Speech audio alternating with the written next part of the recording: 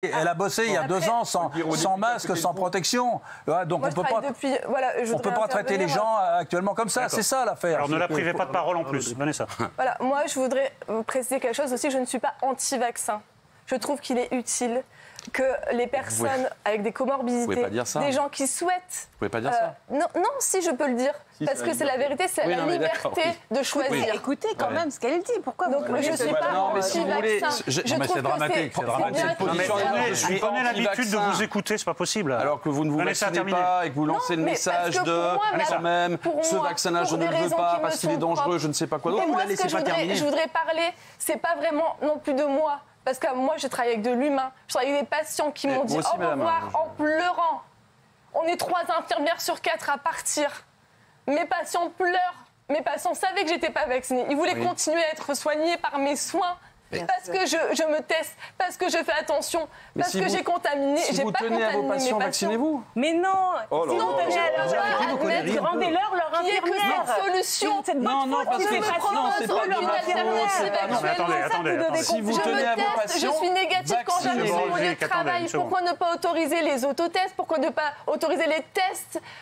Pourquoi ne pas proposer d'autres solutions, monsieur?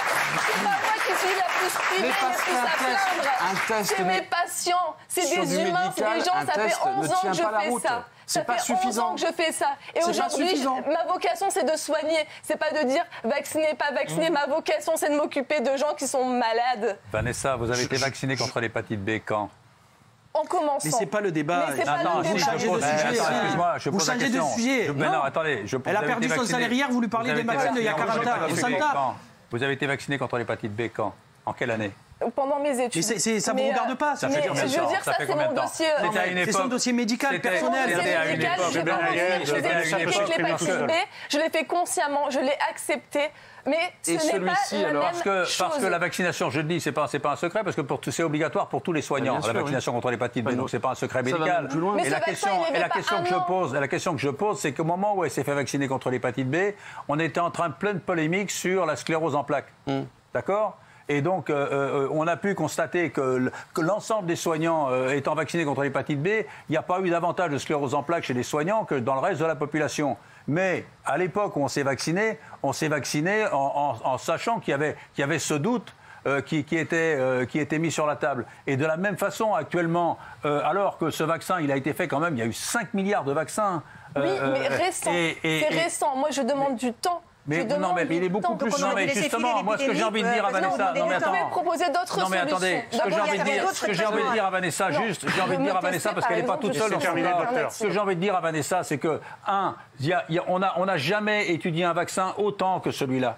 Jamais autant que celui-là. S'il a été mis rapidement sur le marché, parce que c'était un vaccin dont l'ARN, on le traitait, on le connaissait depuis plus de 20 ans.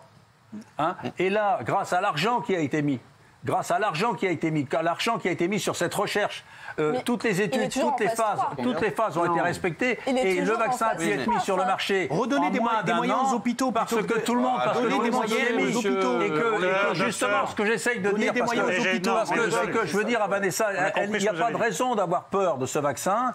Il n'y a pas de raison d'avoir peur et que quand on se vaccine, il y a des raisons d'avoir peur du Covid au point où je me fais quelque chose à contre-cœur. Non, mais c'est pas ça, mais c'est comme vous êtes en contact, vous savez, les gens qui prennent toutes les précautions, malheureusement on en connaît pas mal, qui prennent toutes les précautions et qui l'ont chopé. Ouais. D'accord ? Parce que c'est un truc qui est extrêmement contagieux et même en prenant toutes les précautions, il y a un moment où on fait des erreurs.